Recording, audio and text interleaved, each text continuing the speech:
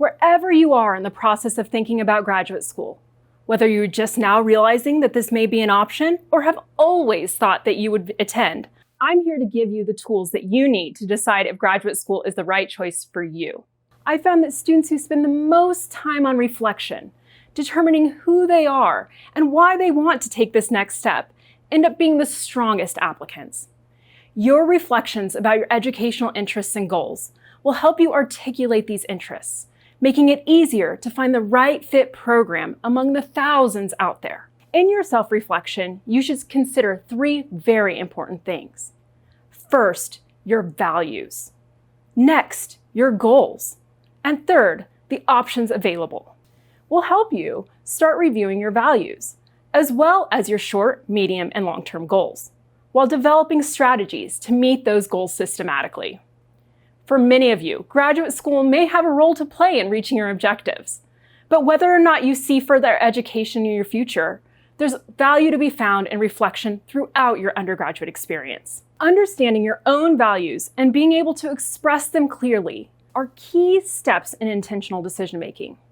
Keep a list of values in mind as you proceed through this module and during your undergraduate career. Use your time as an undergraduate to continue to refine and test your values and assumptions. Doing so will help you understand yourself better as you think about your future options. Perhaps you already have clear personal or career goals in mind, or maybe you're using your undergraduate experience to develop your future goals. When developing your goals, it's important to keep your values at the forefront. Your future career should align with your values. Use your time as an undergraduate to test and develop these goals. If you have something in mind, test your assumptions through internships, jobs, discussions with professors and career professionals. Once you've determined that a certain direction is right for you, remember that complex goals require you to meet other, smaller goals first. Once you've spent time thinking about what your long-term goals may look like, start breaking them down into medium and short-term goals. Think about what you can do now to work towards those short, medium, and long-term goals. Once you've finished this video, take a few minutes to break down your complex goals into smaller ones. How do you expect to attain these goals? Do some of your goals require specialized training or practice? Are there different paths that you may be able to take to achieve these goals? The difference that you may find when you start to think about graduate school is that there are thousands of different programs to choose from. When you choose to do an undergraduate degree, you may have found that different schools have different majors and options, but most schools have very similar programs as you work towards your bachelor's degree. So similar, in fact, that students can transfer between colleges and have their coursework transferred to different institutions. For graduate school, the choice of your program is different. You are choosing a program with a goal in mind, often a career goal that is very specific.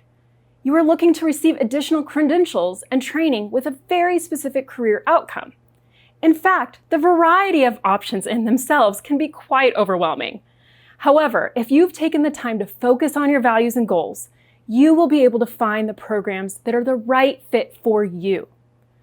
While you may have to do more searching to find the right program, you will have the opportunity to find the program that is truly tailored to your needs.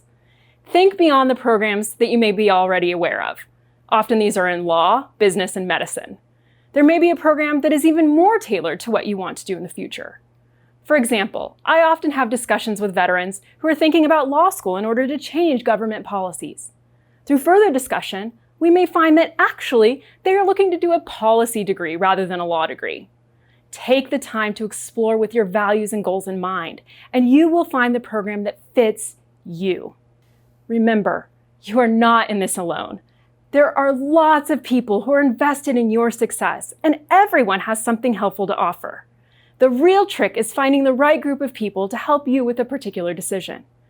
Try to find interlocutors to help you refine your decisions. An interlocutor is someone who knows you well, who has your best interests in mind, and who may know more than you do, or something different than you do, about the direction that you're trying to take. Take a look back at your goals and think it over. As you consider the ways in which further study might support your goals, make sure to highlight potential interlocutors within your field. Faculty members often have an excellent perspective on their field and what a successful graduate student looks like in their area. So if you're already in college, take a look at the faculty within your department. You might find some excellent advice and support close to home. You will also have alumni and others who are attending your undergraduate institution who you can ask about their work. Your college career center may be able to connect you to those who have pursued the area that you are exploring. Seek out these people and find out what it really looks like to work in a particular field. If you are already in an undergraduate program, or if you have not yet left active duty, you may have access to career and educational advisors. Whether on campus or on base, make time to seek out these resources. For transitioning service members, you probably have had to meet with someone in the Transition Assistance Office as part of your out-processing.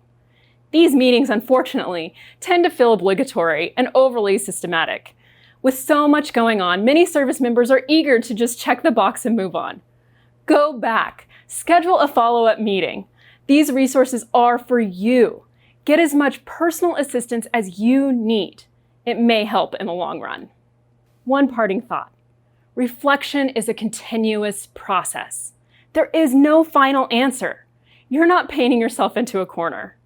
As you go through your undergraduate career, test your values, goals, and assumptions. You will accomplish some of these goals, refine others, and yes, occasionally you may change your direction entirely. That's okay. You should develop positive, reflective habits of mind. It takes a little practice, but trust in yourself. Devoting time and space to your own values and goals is well worth the effort that you put into it.